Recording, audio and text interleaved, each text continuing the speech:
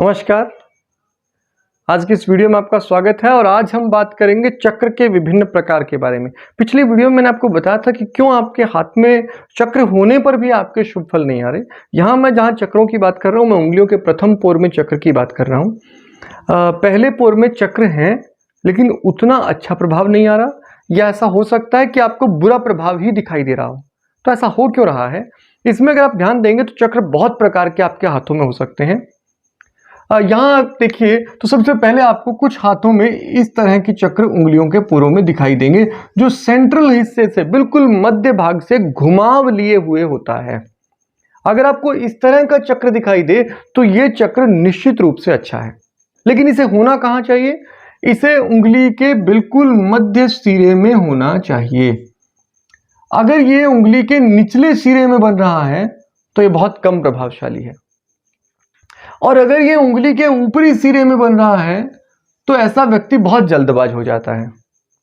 तो दोनों स्थितियों में ये अच्छा नहीं माना जाता, उतना शुभ प्रभाव नहीं देगा। सबसे पहले तो आपको इसकी स्थिति देखनी है, लेकिन इसके साथ आपको क्या ध्यान देना है कि क्या यह चक्र बिल्कुल सेंटर से घुमाव लिए हुए है।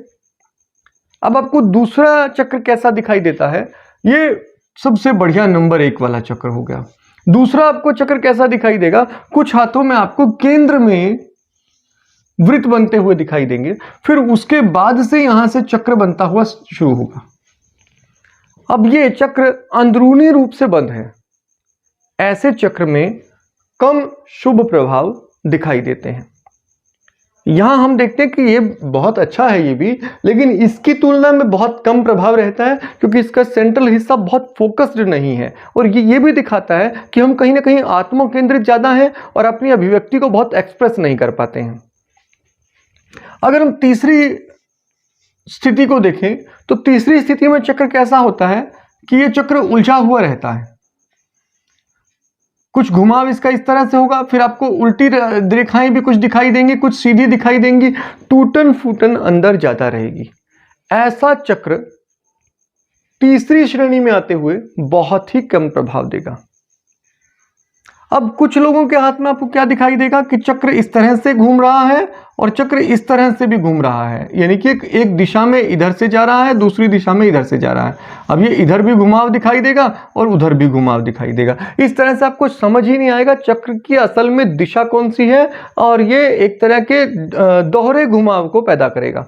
अब ऐसी स्थिति वाले चक्र को, जिसमें कि आपको चक्र उलझता हुआ महसूस हो रहा हो, आपको ये समझ ही नहीं आ रहा चक्र की असल में दिशा कौन सी है, ऐसा व्यक्ति काफी अनफोकस्ड रहता है, काफी भ्रमित रहता है, और ऐसी स्थिति में परेशानियां जीवन में काफी बढ़ जाती हैं। ऐसे लोगों में उंगली में चक्र होने पर भी बहुत प्रभाव दिखाई नहीं देगा। अब ये चौथे किस्म का हो सकता है। पांचवें रूप में आप क्या देखते हैं कि कुछ व्यक्ति के हाथ में चक्र होगा, लेकिन वो चक्र कैसा होगा? जैसा कि आपको लगे कि चक्र है और फिर वो शंख जैसा बनता हुआ प्रतीत होगा, इस तरह से। अब यहां इसे, अगर ऐसी स्थिति आपको दिखाई दे तो आप इसे चक्र ही मानकर चलिए, लेकिन शंख और चक्र के मध्य की स्थिति है। यानी कि यहां ये चक्र है लेकिन असल में शंख जैसा ही प्रभाव देगा। ऐसे व्यक्ति का प्रभाव बहुत अच्छा होता है, किंतु ऐसे व्यक्ति में चक्र वाले फल जो हैं बहुत ज्यादा नहीं दिखाई देते हैं, तो ये चक्र का उतना प्रभाव नहीं है। अब छठी स्थिति क्या हो सकती है कि आपको चक्र दिख रहा है इस तरह का, बिल्कुल बंद चक्र, और फिर बाद में रेखाएं घूमकर इस तरह से रेखाएं पैदा होंगी। अब ये चक्र जो है, ये चक्र बिल्कुल चक्र नहीं है, ये आत्म केंद्रित स्थिति है, और ये चक्र वाला प्रभाव तो बिल्कुल दिखाई इसमें देगा ही नहीं आपको। ये चक्र है ही नहीं। हालांकि लोग इसे भी चक्र के रूप में मानते हैं, और ऐसे काफी लोग मानते हैं कि मेरे हाथ में चक्र है और उसका प्रभाव नहीं हो रहा। बार बार मुझे एक वीडियो में कमेंट भी इस तरह के मिल रहे थे कि हमारे हाथ में भी चक्र है पर उससे हो तो कुछ नहीं रहा। ध्यान दीजिएगा, कुछ कंडीशंस होती हैं और उन कंडीशंस में ही चीजें दिखाई देती हैं। ऐसा नहीं होता कि एक रेखा हाथ में, अगर आपकी भाग्य रेखा हाथ में बहुत अच्छी यहाँ से यहाँ तक हो तो आप अमीर हो जाएंगे, ऐसा नहीं है। आप किसी भिखारी का हाथ देखिए, आपको उसमें बहुत सुंदर भाग्य रेखा दिखाई देगी। एक वृद्ध भिखारी के हाथ में आम तौर पर भाग्य रेखा बहुत अच्छी दिखाई देती है, किंतु हाथ शनि प्रधान होता है, हाथ में राहु की खराब स्थिति होती है, हथेली के बीच में काफी गहरा गड्ढा बनता है, और ऐसी स्थिति में यह साफ दिखाई देता है कि ऐसे व्यक्ति को धन की पूर्ण कमी रहेगी, दरिद्रता का पूरा प्रभाव उस पर होगा। अब यह चक्र की मामला हुआ। अगर आपको इन चक्र में एक बार चक्र बना हुआ है उंगली में बहुत अच्छा, फिर आपको यहां पर आड़ी रेखाएं दिखाई देनी शुरू हो जाएं इस तरह से, जो चक्र को काट रही हैं, या तो ये आपको महीन रूप से बनती हुई दिखाई दे या प्रभावशाली गहरी रेखाएं हो। ये रेखाएं भी आपके कंसंट्रेशन पावर को डिस्टर्ब करती हैं। चक्र का मतलब क्या है? चक्र का मतलब कोई राजयोग नहीं है। चक्र का मतलब एक विशेष प्रकार की निजी विचारों का प्रखरता है, यानी कि आपके अपने विचार बहुत क्लियर हैं और आप में वैचारिक प्रखरता बहुत अच्छी है। और जिस भी ग्रह की उंगली में ऐसा होगा, उस ग्रह के संबंधित प्रखरता, उस ग्रह के संबंधित बुद्धिमत्ता, विचार बहुत एकदम आपके क्रिस्टल क्लियर माइंड में होंगे।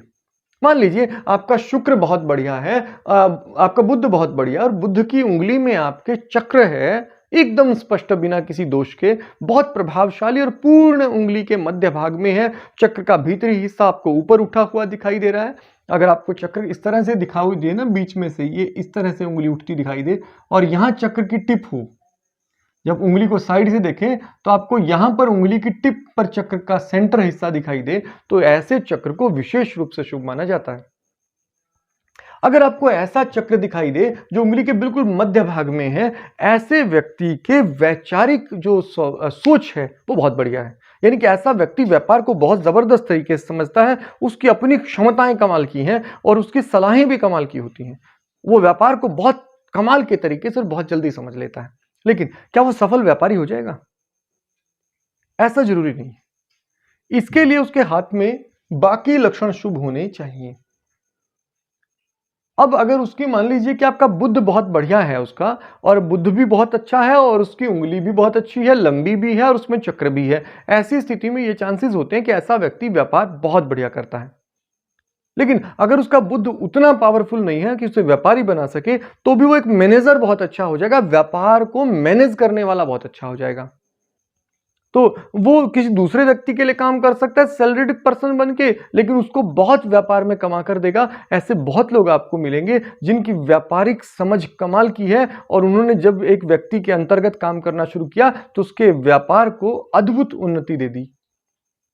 तो अगर आप किसी व्यक्ति को अपॉइंट करना चाह रहे हैं अपनी व्यापारिक स्थिति को संभालने की दृष्टि से, तो ऐसे व्यक्ति पर फोकस कर सकते हैं। तो फिलहाल आप चक्र के पूरे मुद्दे को समझ गए हैं। अगर आपको कोई प्रश्न है इस संबंध में है तो आप उसे कमेंट में डालिए। मैं कोशिश करूंगा, अगर संभव हुआ, मेरी जानकारी में हुआ, मुझे उतना ज्ञान हुआ, तो मैं जरूर आपका उत्तर देने की कोशिश करूंगा। मैं सब कुछ नहीं जानता।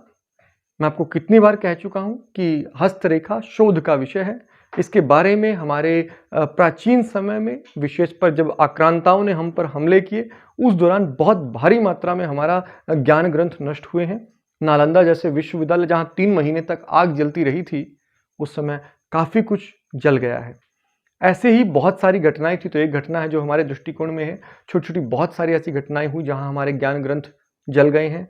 कुछ बचे हैं तो उन्हें कुछ ऐसे सज्जन भी हैं जो उन्हें हमारे सामने नहीं रखना चाहते, सामने पटल पर नहीं लाना चाहते। उनके बहुत सारे कारण हो सकते हैं, किंतु इस ज्ञान पर बहुत सारे शोध की आवश्यकता है। मैं चाहता हूं आप जैसे कुछ विद्वान सामने आए और इस पर शोध करें। मैंने अपनी जानकारी के अनुसार आपको पूर्ण संतुष्ट करने की कोशिश की है। आज की वीडियो में इतना ही। अगली वीडियो में अगले विषय पर बात करेंगे। तब तक आपका दिन शुभ हो। धन्यवाद।